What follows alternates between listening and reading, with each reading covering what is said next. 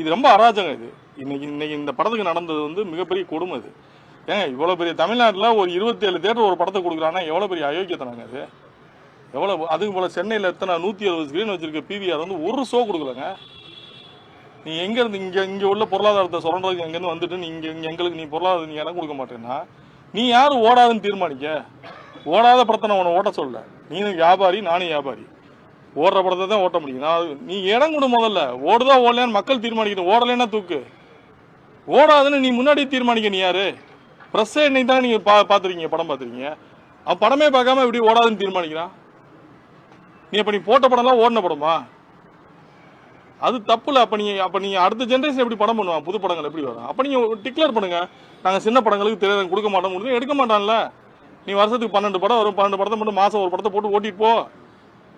நீனும் நாசமாக போ, நாங்களும் நாசமாக போகிறோம். நாசமாக போயிடுவீங்க. 100% சொல்கிறேன். அவன் அந்த இயக்குனரோட வைத்தறிச்சல் உங்களை நாசமாக்கிறான்.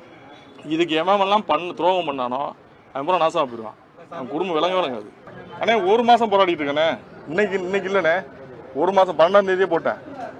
3-4 டேட் போட்டேனே. சரி பெரிய படம் வருது, சரி வேணாம், நம்ம உள்ளே போகக்கூடாது, தப்பு அப்படின்னு நானே வந்து ஒதுங்கி பிஸ்னஸாக வந்து ஒதுங்கி நின்னேன்.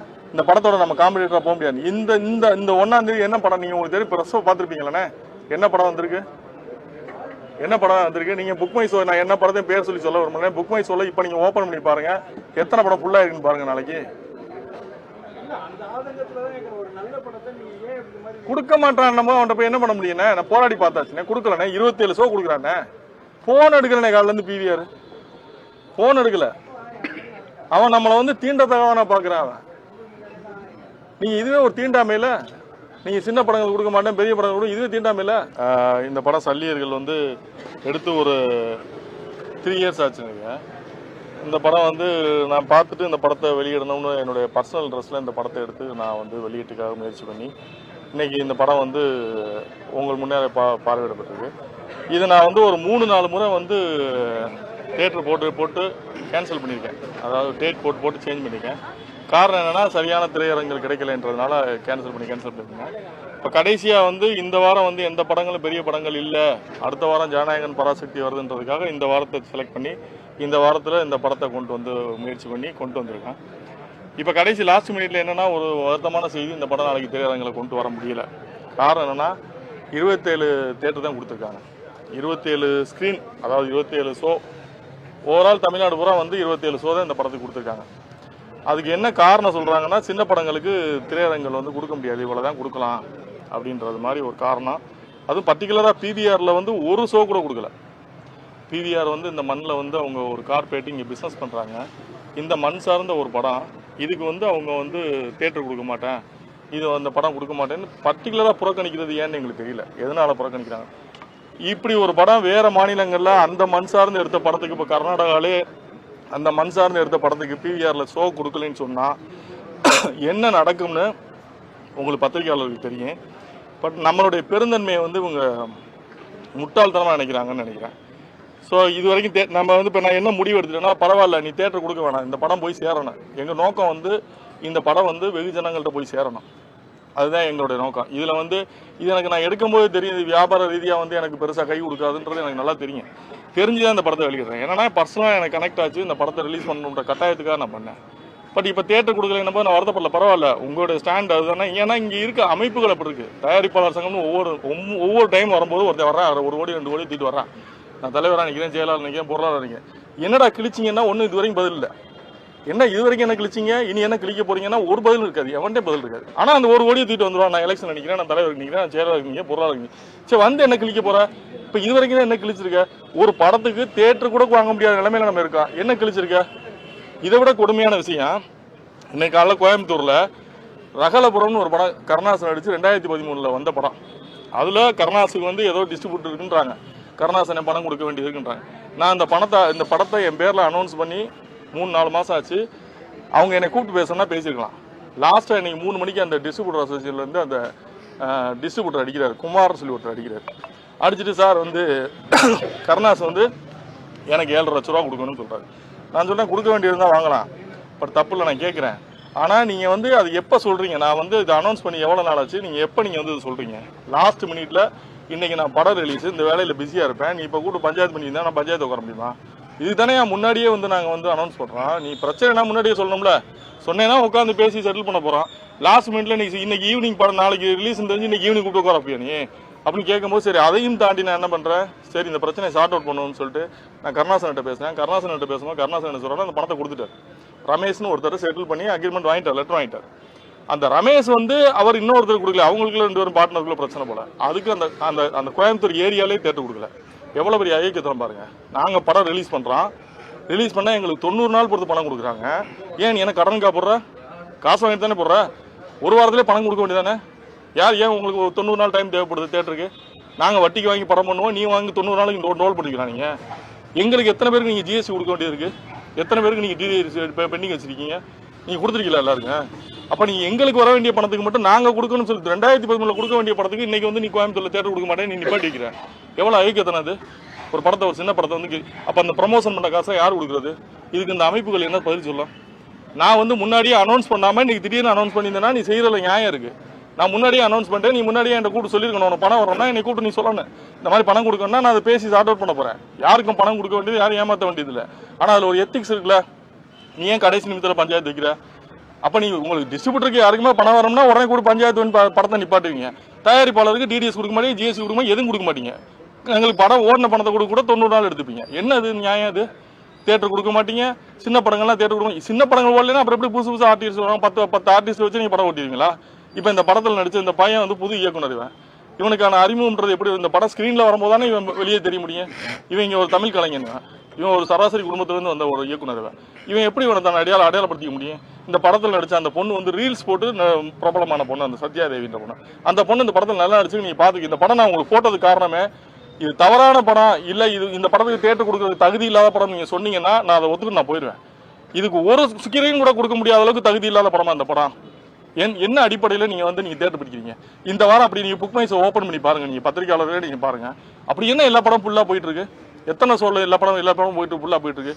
அப்ப நீ திட்டமிட்டு நீ இந்த படத்தை போடக்கூடாது, நீ நிராகரிக்கிற. அதுக்கான காரணம் எங்களுக்கு தெரியல. என்னன்னா எங்களுடைய பெருந்தன்மையை வந்து நீங்க முட்டாப்பேல் மாதிரி நினைச்சிட்டு இருக்கீங்க. ஏன்னா ரொம்ப பொறுமையா போறாங்கன்னு நினைச்சு முட்டாப்பேல் ஆக்குறீங்க. இது ரொம்ப தப்பான ஒரு காரணமா இருக்கு. நானா இதே படத்தை நாளைக்கு காலையில நான் ஓடிடியில பிரீமியர் பண்ணுவேன். ஏன்னா எனக்கு இந்த படம் போய் சேரணும், அவ்வளவுதான். நீ தியேட்டர்ல ரிலீஸ் பண்ண வேண்டாம், நான் ஓடிடியில் கொண்டு போய் சேர்த்துக்கிறேன். ஆனா இதுக்கெல்லாம் வந்து இந்த அசோசியேஷன் பதில் சொல்லி ஆகணும். தயாரிப்பாளர் சங்கம் நீங்க முதுகெலும்பு இல்லாத சங்கங்களை வச்சுக்கிட்டு இவனுங்க அப்பப்போ வந்து நான் தலைவராக வரேன், நீ செயலாளர் வரேன்னு வந்துட்டு ஒரு தயாரிப்பாளருக்கு எந்த பாதுகாப்பு இல்லை. ஒரு டிஸ்ட்ரிபியூட்டர் அசோசியேஷன்ல 2013 கொடுக்க வேண்டிய காசை நீ கேட்டு வாங்குறான். அந்த அசோசியேஷன்ல அவனுக்கு அந்த கட்ஸ் இருக்கு, உட்கார அவன் தலைவர், அவன் உட்கார உறுப்பினருக்கு வாங்க முடியும். நீங்க என்ன அப்படி வாங்கி கொடுத்துட்டீங்க இது வரைக்கும்? தயாரிப்பாளர் சங்கத்துல எவனுக்கு நீதி கிடைச்சிருக்கு? எந்த தயாரிப்பாளர் நீங்க வாழ வச்சிருக்கீங்க? எதுக்கே பணத்தை தூக்கிட்டு வரீங்க? நீங்க ஓட்டு கேட்டு 1 கோடி 2 கோடி தூக்கிட்டு ஓட்டு கேட்டு வந்து எவனை ஏமாத்துறீங்க? எவனை வாழ வச்சிருக்கீங்க? நீங்க எதுக்காக எலெக்ஷனுக்கு வரீங்க? பல சங்கங்கள் இதுல, இங்க ஒரு சங்கம், அங்க ஒரு நடக்கிற சங்கம், நடக்காத சங்கம், தயாரிப்பாளர் சங்கம், 1000 சங்கங்கள். சங்கங்கள் என்ன கிழிக்கிறீங்க நீங்க? உங்களால ஒரு சின்ன படத்தை கூட ஸ்கிரீன் வாங்க முடியல, என்ன கிழிக்கிறீங்க நீங்க? எதுக்கு தாங்க நீங்க சொல்லுவீங்க சங்கத்தை வச்சுட்டு நாங்க சங்கம் வந்து நாங்க படம் எடுத்து கொடுக்க நாங்க வந்திருக்கோம், படம் தேட்டர். அப்ப என்னத்துக்கு தான் சங்கம்? எதுக்கே வச்சிருக்கீங்க? ரொம்ப அயோக்கியத்தனமா இருக்கு. ஸோ இதை நான் இந்த ப்ரெஸ்ஸை போட்டது காரணமே இந்த மீடியாவுக்கு நான் அந்த படத்தை காட்டுறேன். இது அப்படி தகுதி இல்லாத படமா நீங்க மீடியாக்கள் தெரிஞ்சுக்கணுன்றதுக்காக தான் ப்ரெஸ்ஸை போட்டேன். இது வந்து பிவிஆருக்கும் சரி, இந்த ஒட்டுமொத்த திரையரங்குகளுக்கும் சரி, என்னோட வன்மையான கண்டனங்களை சொல்றேன். நீங்க வந்து இப்படி பண்றது வந்து நீங்க வந்து எங்களை வந்து சாதாரணமா நினைச்சு கடந்து போலான்னு நினைக்கிறீங்க. நீங்க இவங்களோட வைத்தறிச்சல் இருக்குல்ல, இப்போ இவரோட வைத்தறிச்சல் அந்த பொண்ணு படத்தில் நடிச்ச பொண்ணோட உங்க குடும்பமா காலி பண்ணும். இவங்களுடைய பாவம் வந்து உங்களை குடும்பத்தை கருவ இருக்கு உங்களை. இது ரொம்ப தப்பான ஒரு விஷயம் நீங்க பண்றது. தொடர்ந்து பண்ணிட்டு இருக்கீங்க. இந்த மாதிரி சின்ன படங்களை வந்து தொடர்ந்து கில் பண்ணிருக்கீங்க. சின்ன படங்களே வராதுன்னு சொல்லுங்க. நீங்க சின்ன படங்களே போட மாட்டேங்குதுன்னா ஏன் எடுக்க போறானுங்க? சின்ன படங்கள் நாங்கள் தேட்டர் கொடுக்க மாட்டோம்னு சொல்லுங்க. ஏன் எடுக்க போறான்? சின்ன படம் எடுக்க போறான்? எடுக்க பெரிய படங்களுக்கு மட்டும் நீ தேட்டர் வச்சு ஓட்டுங்க. வருஷத்துக்கு 12 படம் வர 12 படம் வச்சு ஓட்டு நீ தேட்டர் ரன் பண்ணி பார்க்கலாம். பிவிஆர் வந்து வடநாட்டுல இருந்து நீங்க வந்து படம் பண்ணிட்டு நீங்க எங்களுக்கு தேட்டர் கொடுக்க மாட்டேன். நீங்க 150 ஸ்கிரீன் வச்சிருக்க, ஒரு ஸ்கிரீன் கொடுக்க மாட்டாங்க. ஒரு ஸ்கிரீன் கொடுக்கல பிவிஆர்ல. சென்னையில ஒரு ஸ்கிரீன் கூட கொடுக்கல பிவிஆர்ல. நீங்க எங்கேயோ இருந்து வந்து இங்க வந்து தொழில் பண்றீங்க, எங்களுக்கு தேட்டர் கொடுக்க மாட்டீங்கன்னா என்ன யோகியத்தனம் இது? இதை கேட்காத அமைப்புகள் எதுக்கு இங்க இருக்கு? இந்த நாட்டுல எதுக்கு, இந்த தமிழ்நாட்டுல இந்த சங்கங்கள் இருந்து என்ன பண்ண போகுது? இதை பதிவு பண்ணுன்றதுக்காக தான் இந்த ஷோ போட்டது. வந்திருந்த உங்களுக்கு எல்லாருக்கும் நன்றி. உங்களுக்கு ஏதாவது கேள்விகள் இருந்தா கேட்கலாம்.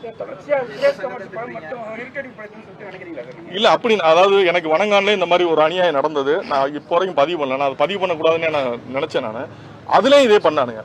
அதுவே இந்த வேலை என்ன பண்ணாங்கன்னா ரிலீஸுக்கு முதல் நாள் உட்கார வச்சு ரிலீஸ் அன்னைக்கு ஈவினிங் உட்கார வச்சு பஞ்சாயத்து பண்ணானுங்க. எனக்கு சம்பந்தமே இல்லாத பிரச்சனை எல்லாம் கூப்பிட்டு உட்கார வச்சு என்னை பஞ்சாயத்து பண்ணுவானுங்க. என்னப்பா எல்லாத்துலயுமே அதாவது இவங்க வந்து டார்கெட் பண்ணி பண்றானுங்கன்னு எனக்கு தோணுது. அதாவது நீ என்ன சொல்றன்னா ஒருத்தன் பணம் கொடுக்க வேண்டியது இருக்குன்னா அதை நீ ஒரு மாசத்துக்கு முன்னாடி கூப்பிட்டு பேசு, உனக்கு என்ன பிரச்சனை இருக்கு, கூப்பிட்டு பேசி ஈஸியா ஆடுறாங்கல்ல. அது ரிலீஸுக்கு முதல் நாள் உட்கார வச்சு ரிலீஸ் அன்னைக்கு உட்கார வச்சு கழுத்து இருக்கிறது மற்ற வேலையை பாக்குறதே இல்லையா? அப்ப நீங்க உங்க அதிகாரத்தை காட்டுறீங்க. எவ்வளவு நாளைக்கு காட்டுவீங்க? உங்க ஆட்டம் எவ்வளவு நாளைக்கு போகும்? ஏண்டா என்ன நாங்கெல்லாம் அப்படியே போயிருவோமா? காலம் மாறாதான் இப்படியே உங்க காலம் போயிடும். இது ரொம்ப தப்பா இருக்கு.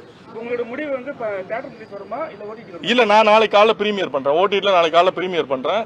இது சேர வேண்டிய மக்களை போய் சேரும். நீங்க சார் யாரு சார் இங்க சங்கத்துல இருக்கேன்? எவன் சார் பேசுவான்? ஒரு சங்கத்துல புக் அடிச்சு கொடுத்துட்டு இருக்காங்க. வெறும் புக்கை அடிக்கிறதுக்கு தான் அந்த சங்கம் இருக்கு. நான் அந்த சங்கத்துல பொறுப்புல தான் இருந்தேன். ஒன்னும் கிளிக்கலைன்றதால வெளியே வந்தேன். எதுவும் கிளிக்க மாட்டாங்க, வெறும் புக் அடிச்சு டிஸ்ட்ரிபியூட் பண்ணிருக்கேன். அதுக்கு தான் பத்திரிகையாளர் இருக்கீங்களா புக் அடிக்கிறதுக்கு? அதுக்கு ஒரு சங்கம், அங்க ஒரு சங்கம் இருக்கு. வருஷம் எலெக்ஷன்ல காசு கொண்டு வரான், ஒரு 5 கோடி 6 கோடி கொண்டு வரான். கொண்டு வந்து எலெக்ஷன் நிக்கிறேன். நின்று என்ன பண்றீங்கன்னு கேட்டா ஒண்ணும் இல்லை. எதுக்கு செலவு பண்றாங்க? எதுக்கு செலவு பண்ணி எலெக்ஷன்ல நிக்கிறானுங்க? ஏன்னா உறுப்பினர்ல காசு வாங்குறது, காசு கொடுக்குறா உன்ட்ட கேட்டாங்க காசு. நீ என்ன கிழிச்ச? நீ சொல்லி இப்ப கூட இந்த எலெக்ஷன் கூட நீ சொல்லி என்ன கிழிக்க போறேன்னு சொல்லி நீ பாக்குறீங்கம்மா? என்ன நான் கிழிக்க போறேன்னு சொல்லு. என்ன நலிந்த தயாரிப்பு கிழிச்சாங்க சொல்ல சொல்லுங்க. எவனா என்கிட்ட வந்து பேசணும். நலிந்த தயாரிப்பு என்ன கிழிச்சிருக்கானுங்க? இந்த 5 வருஷத்துல என்ன கிழிச்சாங்க? நலிந்த தயாரிப்பு ஒரு மானியம் வாங்கி கொடுக்க முடிச்சா? அவங்களால என்ன பண்ணானுங்க? நலிந்த தயாரிப்பாளருக்கு படங்களுக்கு தேட்டர் வாங்கி கொடுக்க முடிச்சா? எதுவுமே பண்றது கிடையாது. கையெழுத்து போட கூட இங்க ஆள் இருக்க மாட்டாங்க. சங்கத்துல இவங்க பொறுப்புக்கு வந்து எதுக்குன்னா கௌரவ பதவியா போய் நீங்க ஒரு சிஎம் பார்க்க போறோம்னா நாங்க தலைவர் வரோம் அப்படின்னு ஒரு அடையாளத்துக்காக. அது அப்படி இல்ல. அப்படி நினைக்கிறதுனால நீங்க ஏன் படம் வரும்போது பேச முடியும் தம்பி. இல்ல சகோதரா, இல்ல நான் பதில் சொல்றேன். சொல்லி எல்லாருக்கும் படம் நடக்கும் போது நீ வந்து அவங்க என்கிட்ட சொன்ன எனக்கு தெரிஞ்சிருந்தா நான் கேட்பேன். கண்டிப்பா நான் கேட்பேன். எனக்கு தெரியாது, நான் பர்சனலா பாதிக்கப்பட்டிருக்கேன். நீ இது எனக்கான பிரச்சனை நினைச்சா நாளைக்கு உனக்கும் வரும்.